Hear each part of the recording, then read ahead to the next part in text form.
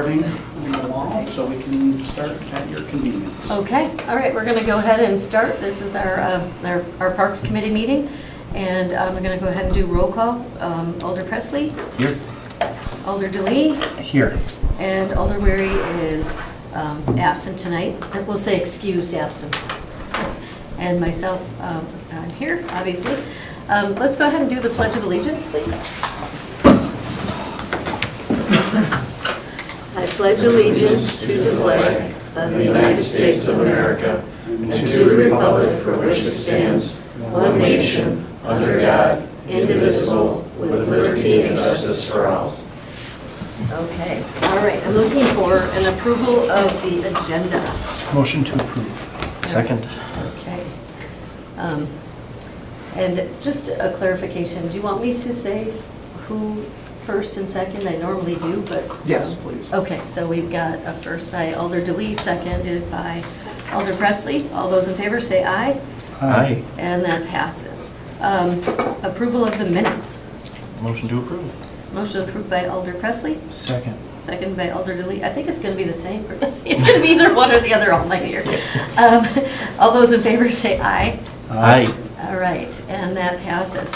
We're going to go to regular business, consideration with possible action on approving the installation of a large flood mitigation wetland at East River Emily Park. And I know that there's several people here to speak on it, but we'll go to Director Ditchite first. Yes, as you know, there's been a number of recent flooding events adjacent to the East River. Public Works recently secured funding to hire an engineering consultant to design a flood mitigation project somewhere within the boundaries of the East River watershed to help minimize flooding concerns with the adjacent residents. So the consultant that was hired to complete the project was tasked with selecting up to 5 projects that might be good fits for this project. And what they looked at was, land that's available that's already city-owned, because obviously if you're building a project on city-owned land, it's much cheaper than having to purchase property. So they did select 5 projects up and down the waterway. What they found is 3 of the projects, 3 of the 5 were really not that feasible from a cost perspective or having a big impact with flood control, because those were very small sites and the city didn't own a lot of parkland in 3 of the 5 locations. But we did find that there were 2 locations that were similar in size and roughly similar in cost and similar in how much impact it could have in a flooding event. And those 2 locations are East River Emily Park and East River Van Beaver Park. So when we reviewed those 2 locations with Public Works and the consultant that was hired, we went over pros and cons of both locations, and the staff and Public Works, park staff, DPW, and the consultant are all in agreement that East River Emily has a few more benefits than East River Van Beaver Park. And so we are recommending that we go forward with a flood mitigation project at that park. A couple of things that you need to know in regards to that is that currently the site has a trail that runs through it. It's a 10-foot wide multi-use trail, which is an older trail that probably should be replaced soon. But much of the property is just mowed turf, and it's been that way for years. There is one ball field that's there. That ball field is used, but it's not heavily used. And we can, after reviewing other alternative field options throughout the city, we felt that there was suitable locations for moving the users to a different location. But like I said, much of this site is mowed turf, and that's the primary use of the bulk of the park. So Public Works did host a neighborhood input meeting several weeks ago. In that meeting, we invited everyone who lives within 400 feet of the boundaries of the park and asked them to attend the meeting. I don't remember the exact number, but I would say roughly 15 community members were at the meeting. I will tell you that at the meeting, no one vocally opposed the project, but a lot of concerns were brought up and addressed. So I think everyone had a lot of questions, and as you can see by the room here, I think a lot of those questions still remain. I will say that Melissa Schmitz from DPW, she is on this meeting. She wasn't able to attend in person.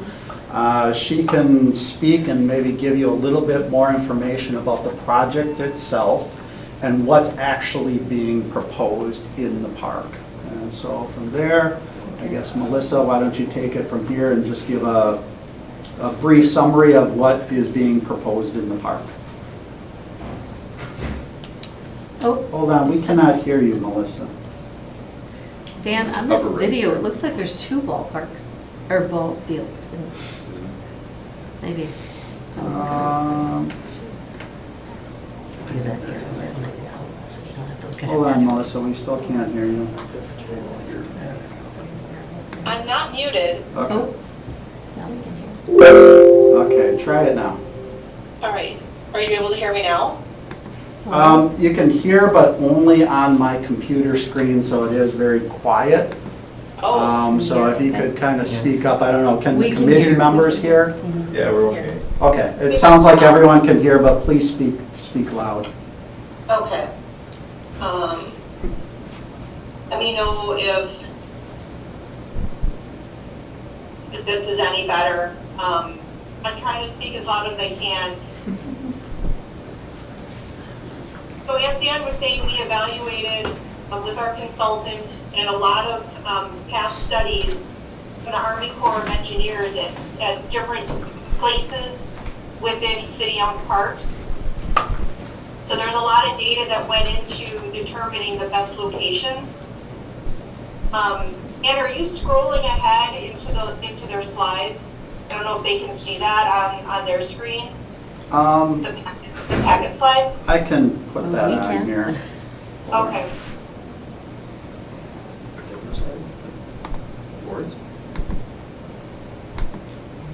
So where we're at right now is in the conceptual stages. There has not been any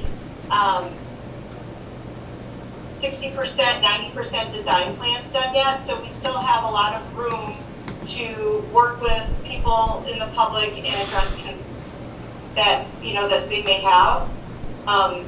For the Emily Park, part of what makes that a good location, like Dan said, is it's not a heavily programmed park at this time, and it does have the most open space. There is not currently a park shelter there. There's not a parking program there. So as far as that goes, it was a more desirable site. It is a little bit smaller for potential flood storage than Van Beaver Park, but it is a close second. I'm just trying to get to, these are the potential, what ones you're on, what slide you're on. So right now I'm showing the air photo of the park. Okay. Yeah, so this is the current photo, and then you have Emily. The street extends down here, and then, like another 20 feet or so, the trail dead ends against the river. So in the very conceptual design at this point, this access point would probably be taken back quite a bit so that we could utilize this park area for the created wetland. And then the ball diamond would go away. And then down here, this ball diamond is actually, I believe, in the village of Alloway. So that's not an impacted ball diamond from the city of Green Bay's perspective. And then in the conceptual drawing, and this is, it doesn't have any detail in it. So it's just a concept at this point. The trail would remain a multi-use path. We may have different areas where people can access the trail. So with the road being shortened, we envision boardwalks or other trails that can get a user to the multi-use path. We want this to be educational. We want this to be a corridor for pollinators and people, and just kind of reimagining how some of our parklands can be used, especially the ones that offer a lot of open space like this.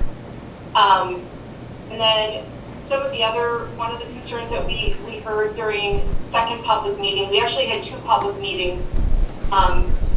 First one was in March, the second one was in May, about, you know, the proximity of the wetland edge to the back of those homes. So we are very, you know, we have that same concern. We wouldn't want it to be too close to anyone's backyard. We, you know, that there would be a buffer setback from there. And then one of the other things that we heard more recently was, you know, we don't want to have a permanently wet wetland. And that is not our desire either. There needs to be a lot more work done, a lot more, we have a wetland delineation planned for later on this summer. There's just a lot more engineering work that needs to be done so that we can really drill down to that 90% design.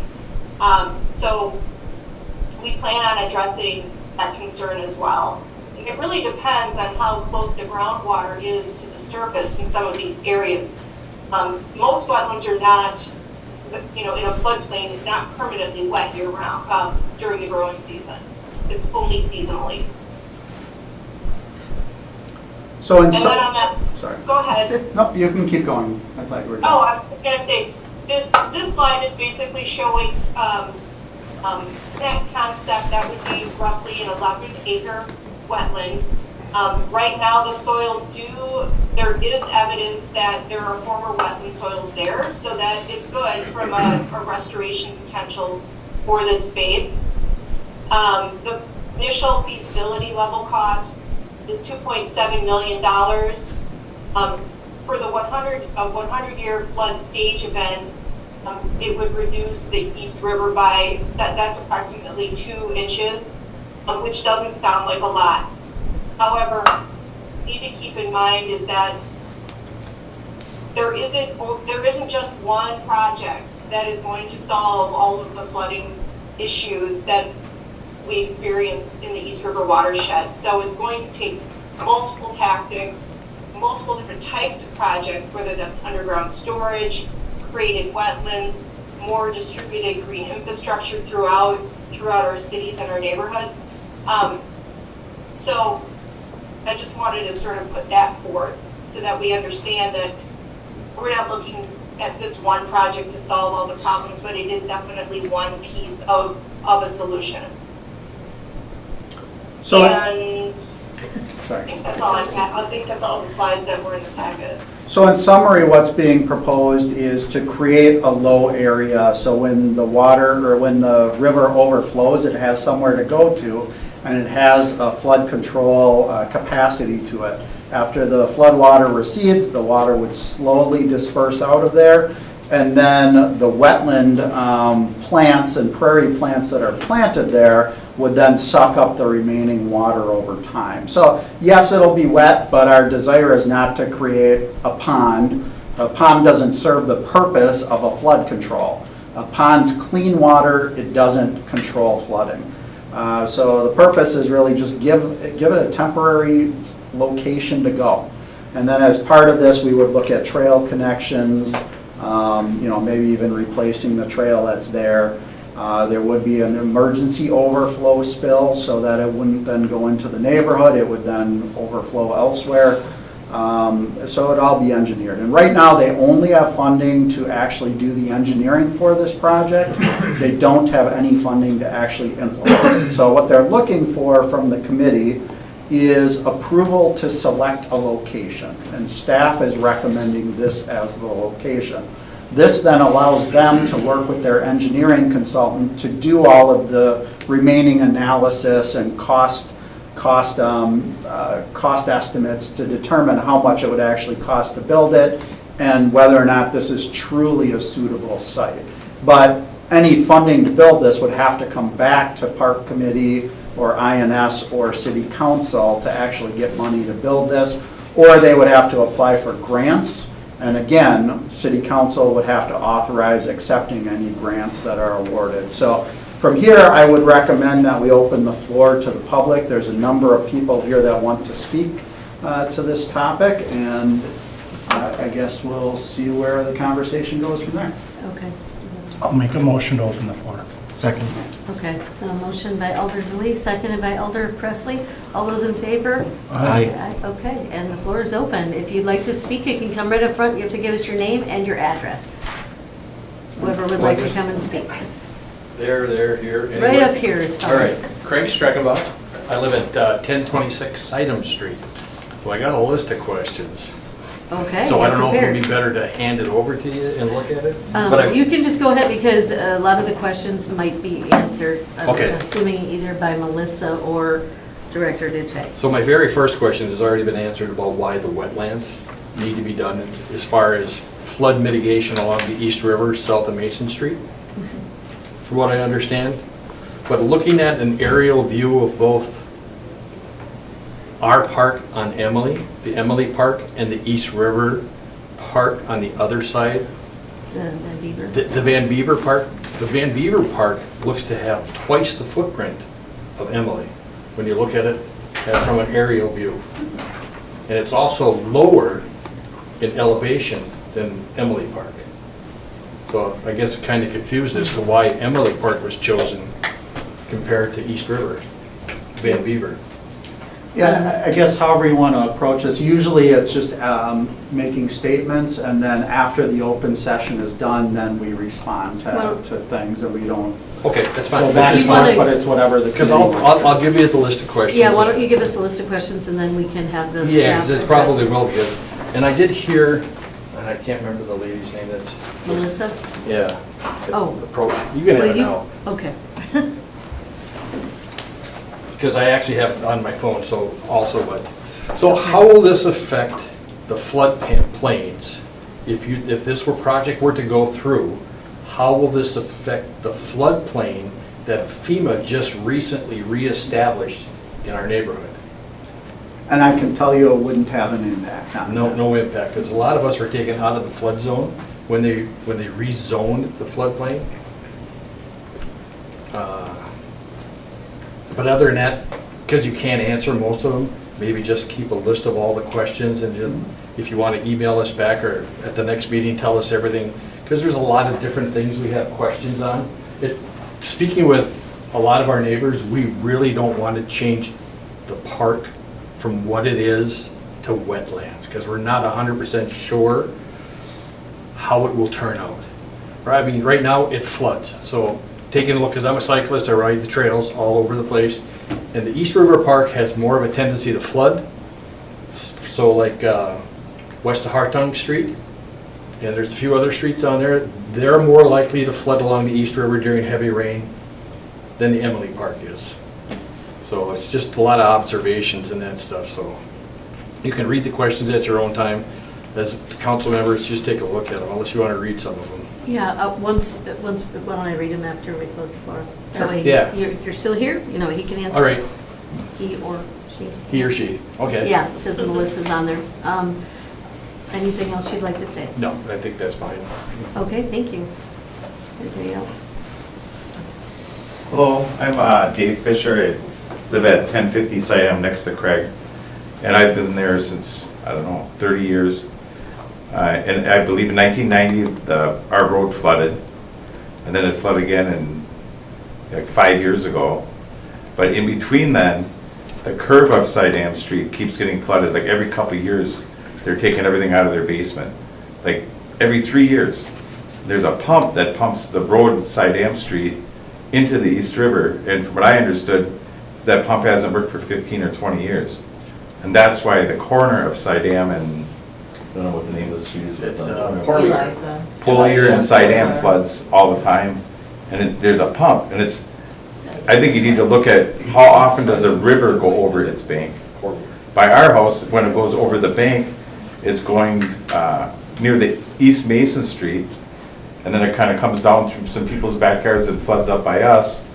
Because by Sidham Street, they have like a berm built up, and it turns, it goes into the park and points towards the Mason Street Bridge, and you stand there, you can see the elevation of it, and you can see it drop. It's probably drops off 4 feet. If that was built up, it wouldn't flood anything on that, in that area. I realize it'll still flood the opposite side of the river, how much that usually floods, but it's like not a very occurrence thing except for that pump thing in our neighborhood. So I think they should figure out if that pump's working or not. And, you know, that's kind of a big issue. Okay, That's anything else? about it. Oh. All right, thank you.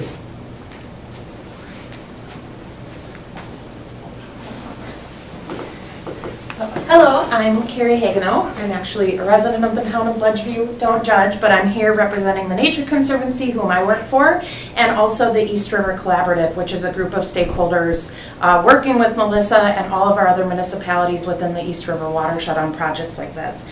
And I just want to say a few words, kind of maybe echoing some of what Melissa said. So we fully recognize that this is one project of a suite of many, and that this is a collaborative effort to reduce flooding within the watershed. I applaud the city of Green Bay, being our most downstream community, in kind of taking this step to look at the properties in the city and think about where you can have flood mitigation within the city itself. We understand that wetlands and water storage are going to help this problem. It will not be a single wetland and it will not be a single water storage project, but it will ultimately reduce the risk of flooding for Green Bay residents. And Green Bay is the municipality that feels this the hardest when we get these rain events and when we have instances where homes are condemned and people are being rescued. So I just want to speak to that there is a larger effort going on here, and this is going to build on and be a demonstration site for what we're hoping to do to help mitigate flooding here. I do just want to say, like, these restored natural areas, things like wetlands, we call them green infrastructure or kind of natural solutions, nature-based solutions. You know, there's a lot of benefits to these, and often they cost us less than gray infrastructure, and in the long term, they're easier to manage than gray infrastructure. When we also look at the fact that we're currently, this park is mainly mowed turf, there's a cost associated with mowing and that upkeep that, you know, this is going to provide multiple benefits and eliminate the need for that. So I want to touch on the Nature Conservancy. We're a science-based conservation organization. We have a tool we've created for the state of Wisconsin called Wetlands by Design. It looks at existing wetlands and it ranks and categorizes all the values that they provide for humans and for wildlife. And I use that tool to look at this site specifically, and this shows it as not an existing wetland but potentially restorable. So what that gets at is what Melissa is saying, where this park has hydric soils, it has wetland characteristics already. Looking back at historic aerial photos, this would have been a wetland of the East River. And what our tool says, again, Wetlands by Design tool, is that this specific site ranks very high for the potential for fish and wildlife habitat. It ranks very high in phosphorus and nitrogen retention. So that's putting flooding aside for a second, but talking about water quality, which is a major issue in the Bay of Green Bay. This site can contribute to holding phosphorus and nitrogen, and also just shoreline protection in general. As well, I just want to mention, like, the conversion of turf grass alone has other multiple benefits when you're looking at wetland restoration. Things like this can help with the urban heat island effect, can improve air quality. Our native plants are deeper rooted. They have those benefits of, again, holding sediment, nutrients, things like that. And the benefits overall of wetlands have been shown to be considerably under-recognized. And I just want to say whether it's the Emily Park site or another site, anything where we're bringing these wetland habitats back to a place in the city of Green Bay where there's not much opportunity to do that is a benefit to all of the residents here. So, thank you. Well, I have a question, Yeah. and I'll put it out to you and see if you're the one to answer it or if it's Melissa. In looking at it, the East River Van Beaver is 42 acres versus 23 acres for East River Emily, and they're right across from each other, basically. Are there not these characteristics of the East River Van Beaver? Yeah, I mean, both sites. As Melissa said, when we looked at the suite of projects on the 5 sites, they were very close in how they were ranked and looked at. And then, I think Melissa addressed too why Emily was ultimately chosen. But you would get similar benefits from either of these sites. Okay, and I know East River Van Beaver has a play yard and things Yeah, like that, yeah. and a shelter, so I can see what, there's a lot more to it. Yeah. But I just thought I would put it out there, that was one of the questions. Anybody, does anybody, committee have any questions for? Can you just state your address for the record? Oh, yes. 2000 Greenleaf Road, and that's De Pere. All right, thank All you. right, thank you. Anybody else want to speak on this item? Hi. Jake Miller, 1014 South Clay Street, also serve on the Green Bay Plan Commission. I am here as not in that capacity, as a dog walker who uses the trail very often at this park. Excited to hear a lot of what was just said there about the natural plants, a lot of the benefits of just bringing this back to a natural wetland, which it was prior to development. From a resiliency perspective, maintaining turf. Trying to keep the grass alive myself at my house is kind of tough. Letting native plants establish there certainly is going to be probably a cost benefit to the city as well, plus all the flood concerns there. I don't know the difference between the sites in terms of which is better. I'll trust the analysis that the city has done in that regard. But reducing these flooding events, I think, is something that should be a priority for the city. It makes us more resilient. It's one of these things that if you don't do now, it's going to cost a whole heck of a lot more 10, 20 years from now that we didn't do it. So just keeping that perspective of knowing that these events, it's been raining a lot recently, it's going to rain more this weekend, and East River is pretty full as it is right now. So we could be seeing some of these effects even later this week. So I think it's not something that happens every 100 years. Those are the big events, but you can see impacts, I think, closer than that. In addition, from the recreation standpoint, one thing, it sounded like, I know we're very early on in the planning, but just making sure there's access to get to that trail from a couple different points within the city, all the different streets that kind of run right into the river there, whether it's boardwalks or whatever, just making sure there's access that remains to get to that trail, because it is a nice spot. It does need some love, though. It's pretty beat up old asphalt that's there. It's a lot of dead trees in that area. It definitely is an area that needs some love, and we enjoy it right now, but I think it could even be a really cool place for that side of town. Also a connection maybe across the river. I don't know if that's part of this plan too. You gotta go all the way down to Mason Street to get across to connect to the trail on the other side too. So I know that's another expense there, but something to get across the other side of the river would be nice too, just to connect those two sides of the trail. So from a recreation standpoint, I think there's a lot of potential, and look forward to seeing what comes forth from the plans. Okay, does anybody have any questions? All right, thank you. Thank you. Hi, good evening. My name is Julia Nordyke. I live at 3221 Nicolay Drive, Green Bay. I am on the Green Bay Sustainability Commission, and then I also work for UW Sea Grant. And I've been working in the community with the city of Green Bay for over 10 years on water quality for the river and the bay. And then over the last half decade, I've been working with the city on flood resiliency. And so looking back at the meetings, coordinating some meetings starting in 2019, right after, over 45 houses were condemned, and multiple times of digging things out of people's basements. So we have a long history of working with state agencies really interested in helping build flood resilience with the city, and making plans. And then we also, myself, Sea Grant, and the Nature Conservancy and New Water have partnered with the East River Collaborative to try to actually address flood resiliency for the whole watershed. And really what we're focused on is community-driven planning. So really understanding what's happening in your communities, and then integrating that into the planning. And some of our things are, much of it is doing restoration in the floodplain and using these underutilized turf areas.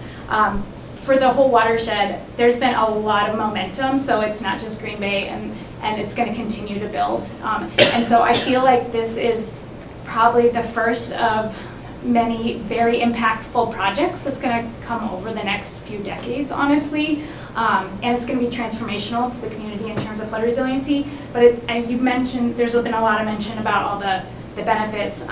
Some of the public meetings that I've gone to for this project, and then the surveys, I know one of the things that residents brought up that they really want improvements on is wildlife. And so these wetlands, when they're restored, definitely bring that in.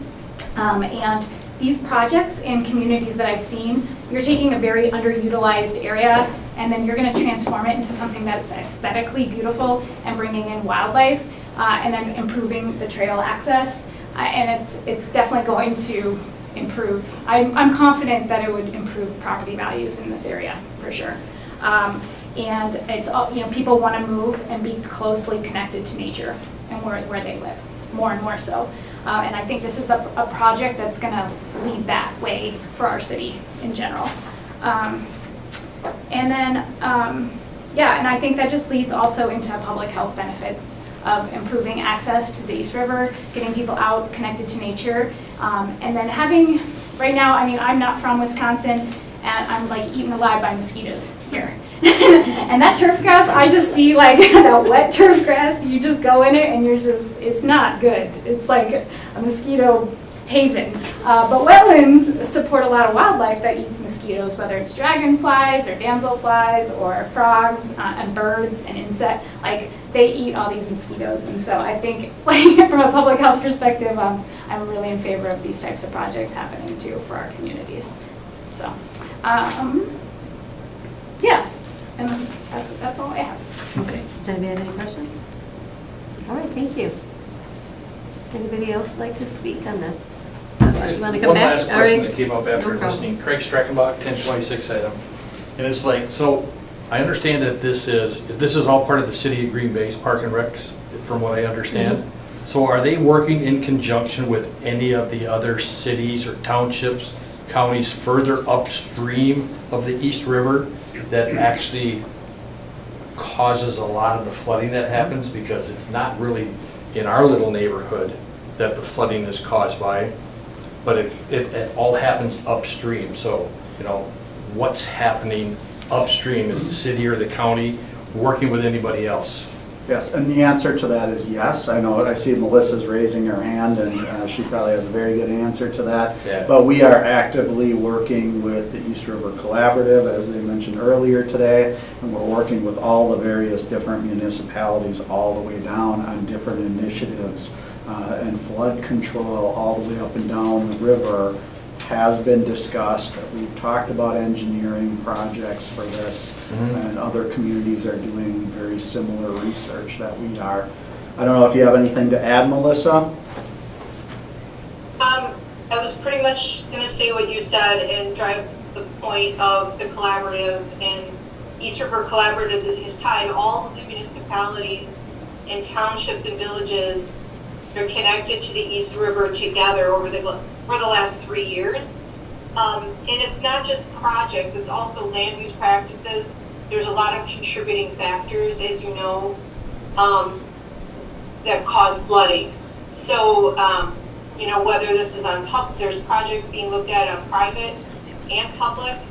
The Nature Conservancy and, in general, East River Collaborative, they're approaching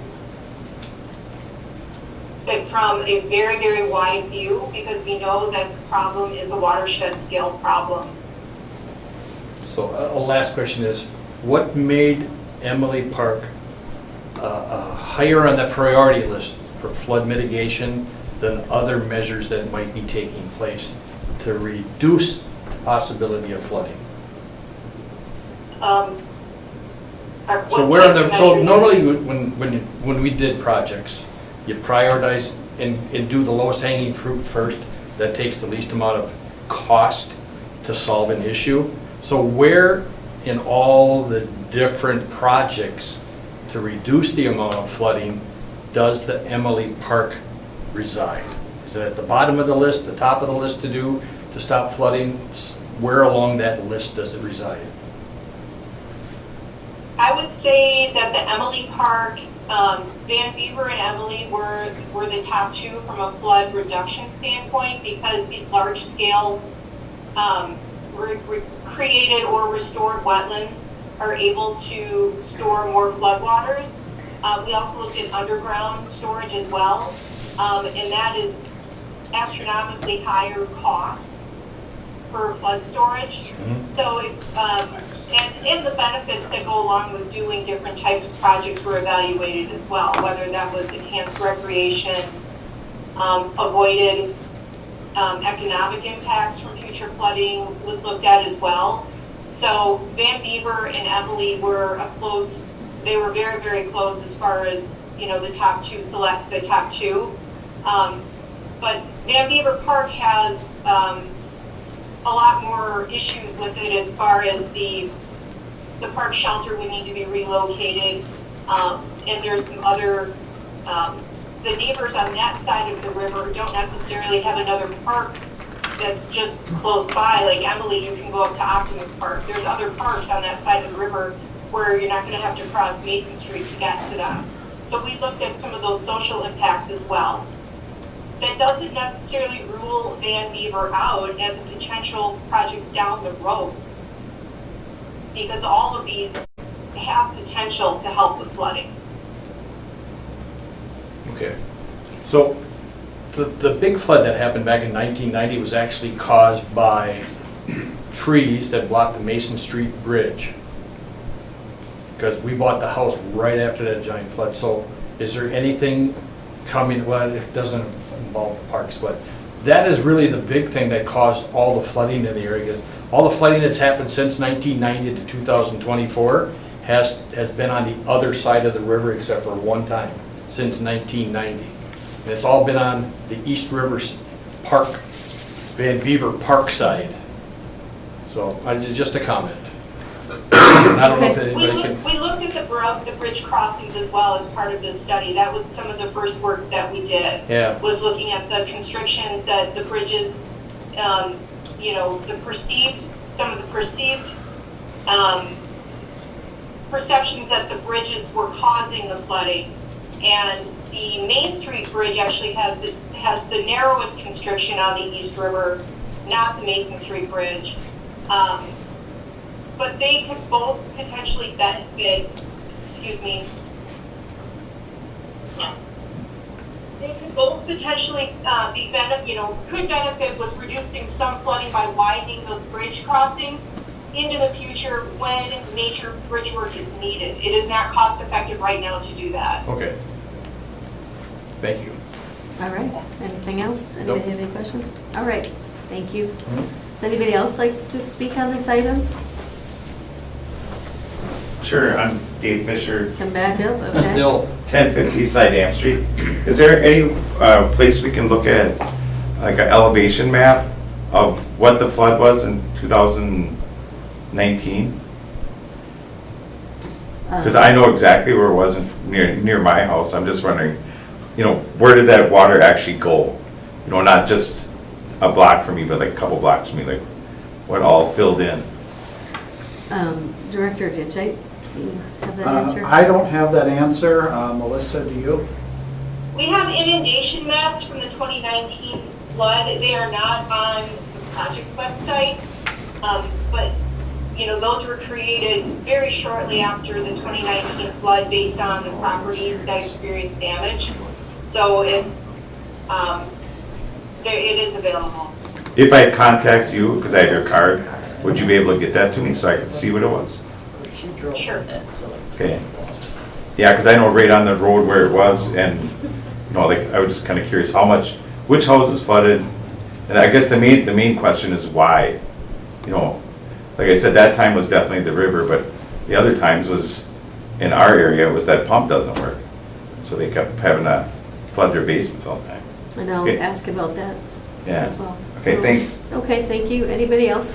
Is there anybody else who would like to speak on this item? Anybody else? Okay. I can make a motion to close the floor. Motion made by Alder DeLee to close the floor. Second? Second by Alder Presley. All those in favor, say aye. Aye. Okay, and the floor is now closed. So I'm going to look through these questions. Some of them have been answered. Why does the Parks Department want to change this park back into wetlands when this area was once wetlands, then filled in, not with clean fill to create park space? Does this change also involve changing the Optimus Park into wetlands? Sounds like that's a no. Yeah, we're not including Optimus Park in this study. Okay. How would this change affect the FEMA floodplains that were redrawn, established in the past decade? We would have to do a lot of flood mitigation throughout the entire, area to have an impact on changing those FEMA maps. So we're not anticipating those FEMA maps changing due to this one project. Okay, some of them have been answered here. Okay, will there be an issue, and I think maybe this is more for Melissa,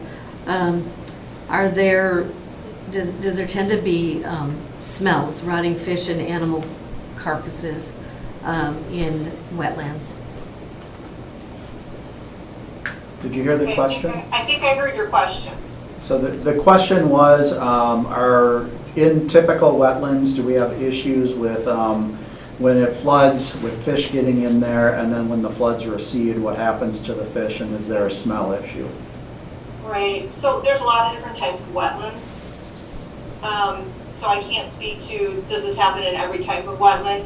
But what I will say is, regardless if you have a wetland there or not, when rivers overflow their banks during high water events, there is the potential for fish to obviously get caught up with those floodwaters and stay on land. And is there potential for fish to be left in a wetland after a big rain event? Yes, but they're also going to have an out. There's an in and an out to this wetland. So there's always that potential, whether you have a created wetland or whether it's left as managed turf grass.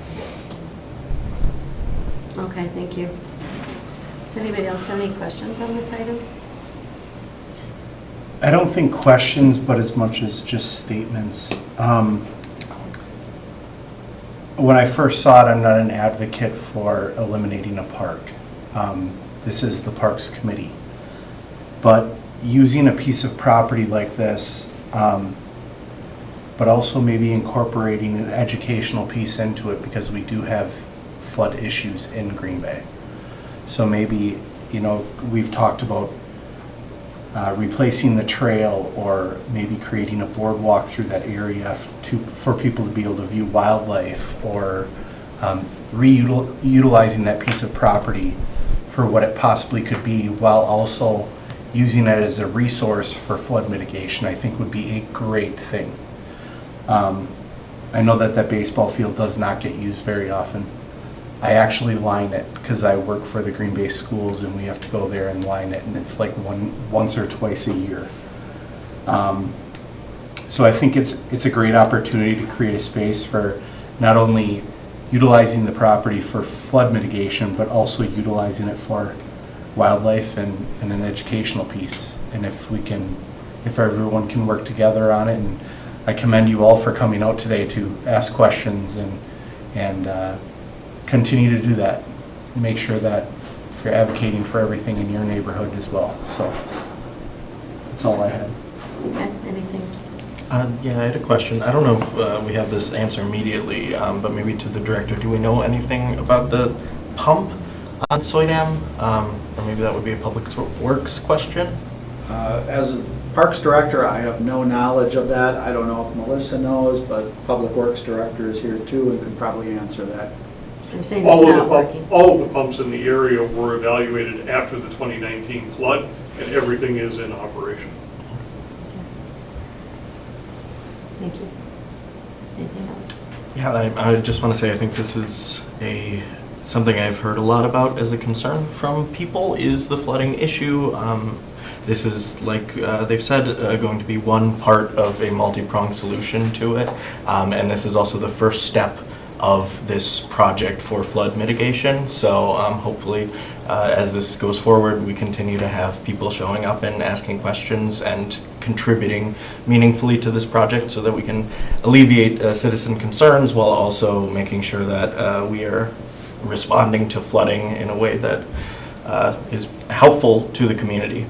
So yeah, I would love to see this approved and go on to the next step and continue to ask questions as we go along. But right now, I've had all of my questions asked and answered. Okay, there's one more on this gentleman's list. What are the yearly maintenance costs to maintain wetlands versus the park? I guess from a park standpoint, we haven't done a cost analysis. I guess there's a couple of ways of looking at it. One is we do have expense going out there mowing lawns. Mowing lawns take a lot of time, especially when you're talking a park of this size. In addition, we do have one ball field, which although it doesn't get a lot of use, we still have to maintain it on a regular basis so that when people do use it, it's a usable field. So there is quite a bit of maintenance. Now, I will tell you, when you're looking at maintaining a facility like a flood control thing, the majority of the maintenance is going to be doing regular inspections on the inlet and the outfall areas. But in addition, just making sure that the vegetation that's planted doesn't get overrun by invasives. And so as part of this, we would be putting together a maintenance plan for what that would look like, so that if it does get converted from turf grass to wetland or prairie species, we have a game plan put in place with adequate resources to maintain that.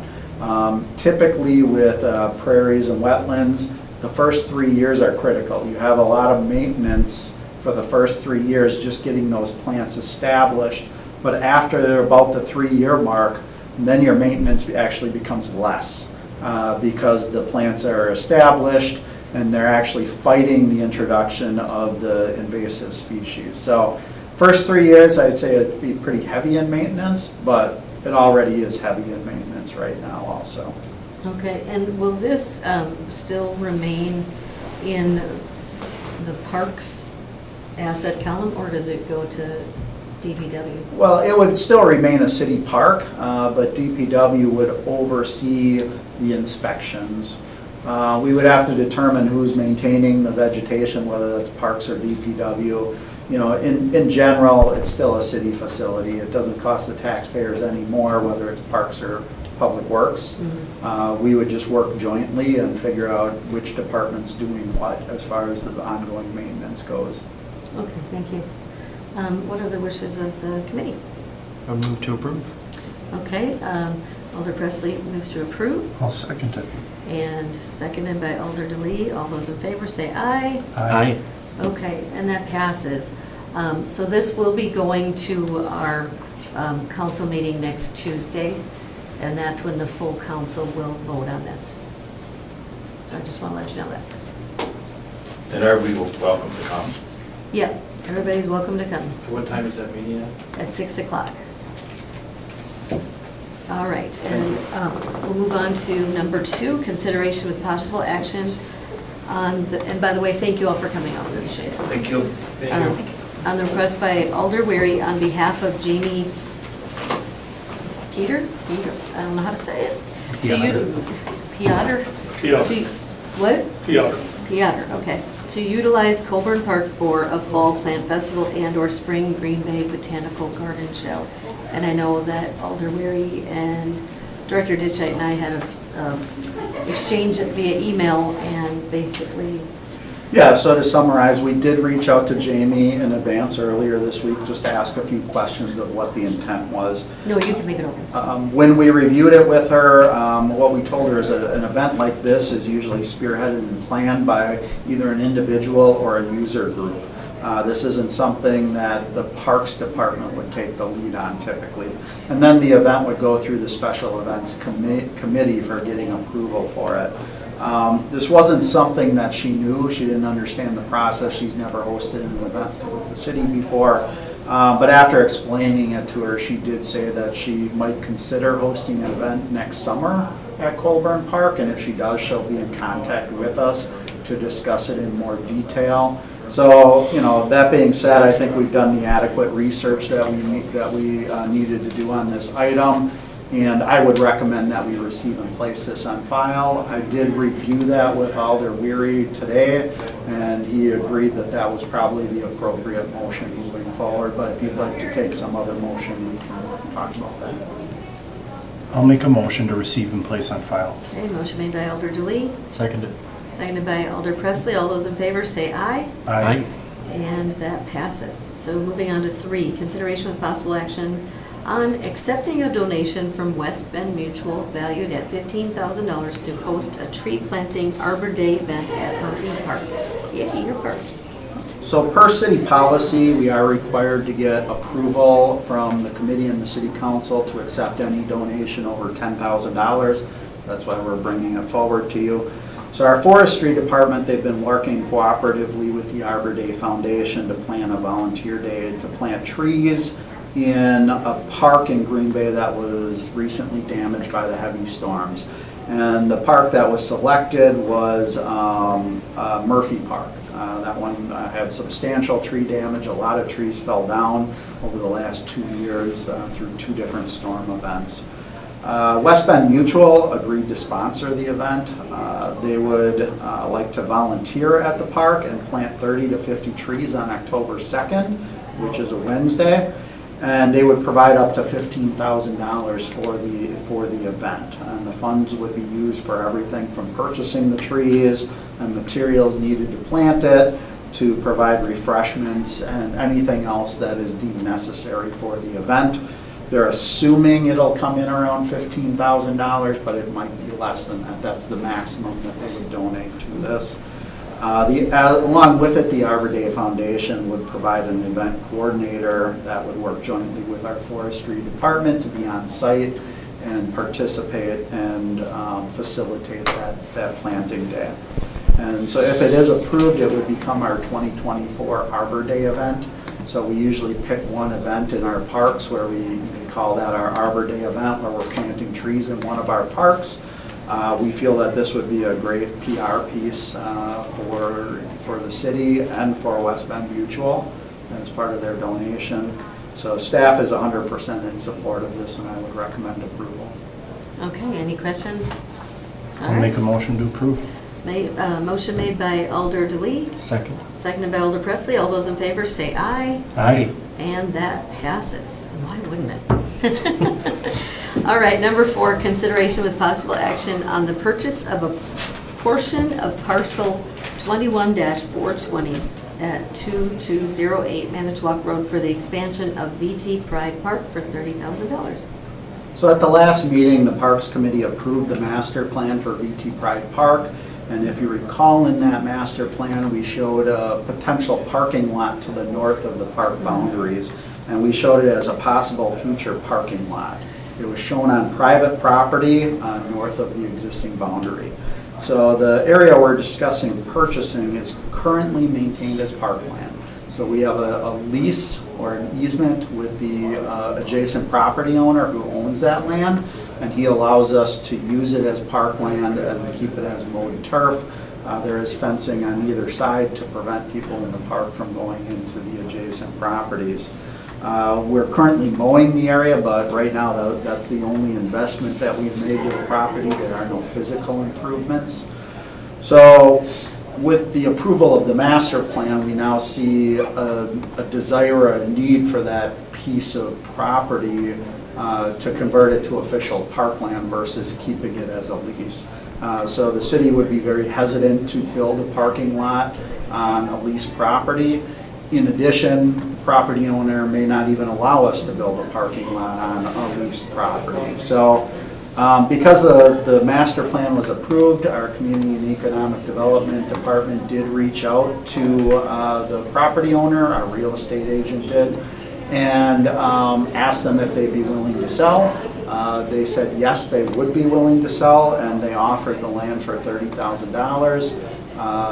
Our real estate agent working for the city evaluated that and feels that it's a fair price for it. And then the only other cost to the city beyond the purchase price would be the cost to hire a surveying company to create a CSM to actually officially subdivide the property. Because right now it's one big parcel. They can't sell us the parcel until it's officially subdivided and goes through that process through the committee. So that would cost a few $1,000s on top of the purchase price. The city does have, the Parks Department does have enough money in our bond acquisition account to cover the cost of the purchase and to cover the cost of hiring the surveying company to subdivide the land. And right now, we have no funding in place to actually build the parking lot, but what this does is it allows us the future opportunity to build what the master plan has highlighted as a good use for that property. Right now, there wouldn't be any additional maintenance expenses that we would incur by buying it because we're already maintaining it as parkland by mowing it, so. Okay, thank you. Any questions? All right, look for a motion. Move to approve? And Second. Okay, Alder Presley moves to approve, seconded by Alder DeLee. All those in favor say aye. Aye. And that passes. Moving on to number 5, consideration with possible action on the approval of a utility easement from Wisconsin Public Service to bury overhead power lines at the wildlife sanctuary. So there's currently overhead lines that feed most of the buildings or all of the buildings at the wildlife sanctuary. And those lines are aging and need to be replaced. Public Works, or not Public Works, Wisconsin Public Service would prefer to bury the lines instead of replace it as overhead. They like to have overhead lines so that when there's a power outage, they're able to see what's happening and they can fix it quicker. But the problem we're having there is the power lines are adjacent to mature trees. And those trees have actually caused a lot of power outages at the sanctuary over the last number of years. So because of the number of power outages that have occurred, Wisconsin Public Service wants to bury these lines. So there would be no cost to the city to bury the lines. They would bore the lines instead of trenching them to protect the trees that are there. As part of doing any installation, they do require a formal easement. So they won't bury the lines unless we grant the easement. Now, this isn't a requirement. We don't have to allow this. We could tell them just replace like for like and keep the lines as above ground, but our preference is to bury them also. So we are definitely in favor of this easement. The law department did review it and has no concerns with the language in the easement. Okay, thank you. And I know I live in a neighborhood that has a lot of mature trees, and we lose our power quite regularly. So I see the value there. Anybody have any comments, questions? I move to approve. Okay, Alder Lee moves to approve it, Second. and seconded by Alder Presley. All those in favor say aye, Aye. and that passes. Number 6, consideration with possible action on contracting with Lee Recreation. Lee Recreation. Okay, it is Re-Rec. Spelling- Is it? spelling Because I thought it error was, in the okay, all right, I agenda. thought maybe Recreation LLC to install playground equipment and playground rubberized surfacing at Dan's Park School for a total cost of $132,200. So the city allocated ARPA funds towards this project, and at a previous Parks Committee, you approved using those ARPA dollars to actually purchase the playground equipment. So we've already purchased the equipment, it's been delivered, and we've paid for it. This will be a joint project with the school districts, as it is a park school site, and the school districts, the schools do use this playground frequently. It is right next to the school.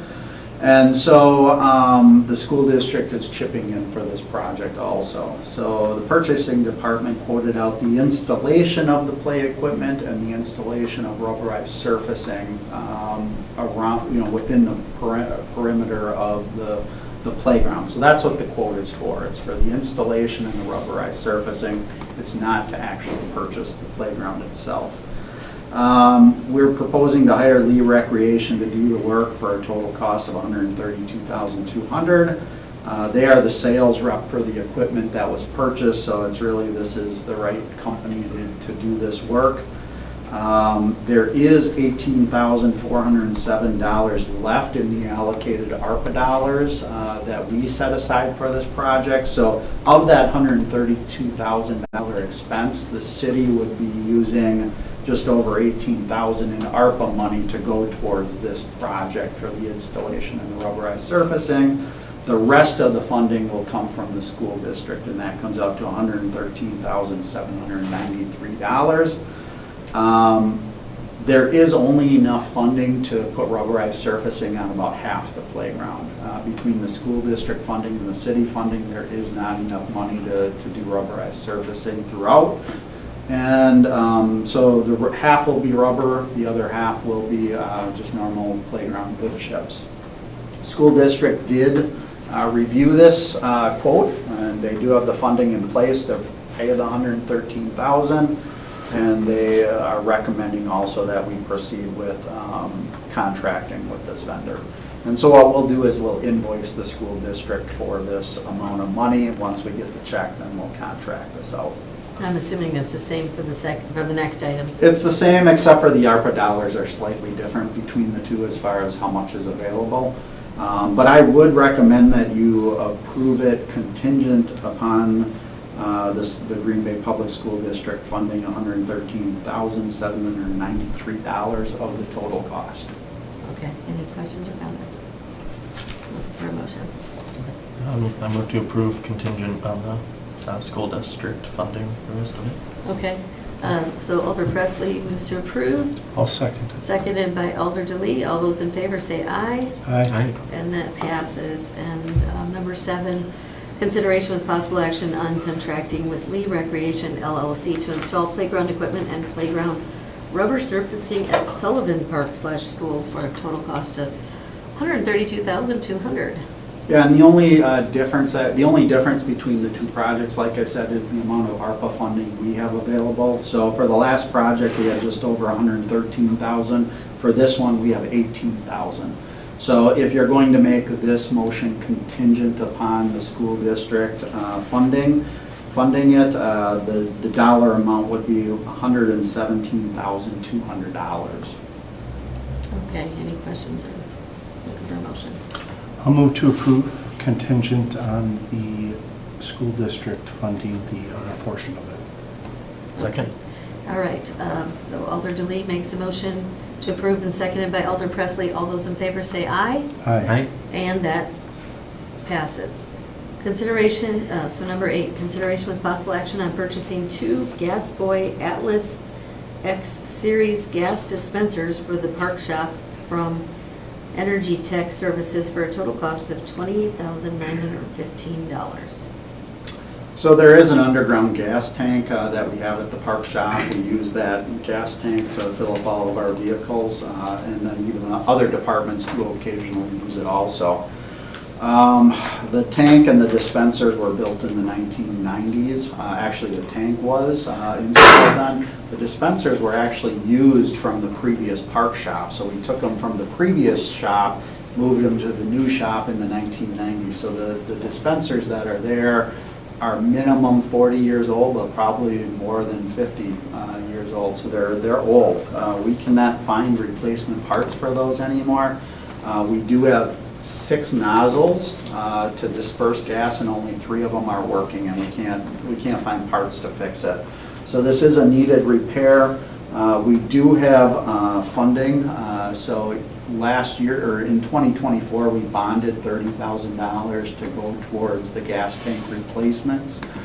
We are going to be mandated to replace the whole tank in the near future, and we'll need additional money to do that. But the funding that we set aside for the bond money will be enough to pay for these dispensers, which we can use when we replace the tanks at a future date. Okay, any questions, comments? I move to approve. Okay, motion made by Alder DeLee to approve, Second. seconded by Alder Presley. All those in favor say aye. Aye. And that passes. So now we're on to informational. Yeah, the only thing I have to add regarding the director's report is Kids Day is coming up next week. The main event is at Bay Beach Amusement Park. I think James probably gave you a detailed summary at the last Parks Committee. I guess that's the only thing I had to add, other than, summer is going well for the city. We're fully staffed in most divisions from a seasonal staffing perspective. Things are going well. All of our pools are open, our summer playgrounds are now up and running. All of our camps at the Wildlife Sanctuary are going, and it's a very, very busy season. I will tell you also, animal care, busiest year in animal care, doing animal rehab compared to any other year. So things are going well. I noticed that the Nebula Z and the Sea Dragon are still out of commission. Wasn't the Nebula Z like a brand new? It was actually a refurbished ride that was only a few years old. What happened is when we went to turn it on this year and test it out, we had a motor issue. So we had to actually remove the motor and we sent it in to get repaired. We're hopeful that that ride can be up and running maybe in 2 weeks from now. Same with the Sea Dragon. That was also a used ride that was donated from the Friends of Bay Beach Amusement Park. That is a much older ride, but we're troubleshooting a few things and we're hopeful that within 2 weeks, maybe both rides will be up and running. It may go a little bit longer than that though. And I remember the Sea Dragon was one, like you found one that was similar and like the same age. We found one that was the Better same shape. age, model, make and model, so, you know, we have all the used replacement parts from our old ride. And we're using those now. Okay. Anybody have any thoughts on that? I have a question. Okay, question. What's the timeline on completing Lakeside Park, little one on East Shore? I don't know the exact timeline, but I can look into it and get back to you. Okay. I know that they kind of prepared the site, and I thought that they started it, but I They can't did. guarantee that for sure. Usually it takes, 3 weeks for us, 3 to 4 weeks for us to install a playground from start to finish. Oh, Okay, so we, this would be received and placed on Yeah, file. I'll make a motion to receive and place on file. Okay. seconded. Motion made by Alder DeLee, seconded by Alder Presley. All those in favor say aye. Aye. Okay, and that has been received and placed on file. Our next meeting is July 24th, and our, for all of those in, in the audience, next Tuesday, June 25th, all of these items will go to our full council for final approval. And, Motion to adjourn. Oh, whoa! Motion to adjourn by, made by Alder Presley, seconded by Alder DeLee. All those in favor say aye. Aye. Aye. And we are now adjourned. Thank you.